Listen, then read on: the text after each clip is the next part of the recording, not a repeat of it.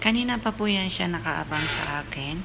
At wala po akong maisip na mapakain sa kanya, kaya nilutuan ko po siya ng egg. Ngayon naluto na po. Bibigay ko na po sa kanya. Halika na, dali. Dali, dali. Dali. Halika na. Pinalamig ko muna.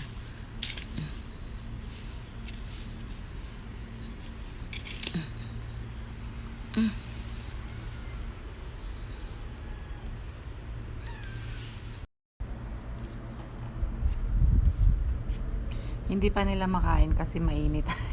Lumapit siya ulit sa akin. Gusto magpasubo. Halika na, dali. Dali. Come here. Makain na po siya. Hindi na po siya takot sa akin. Nandun po yung mga maliliit.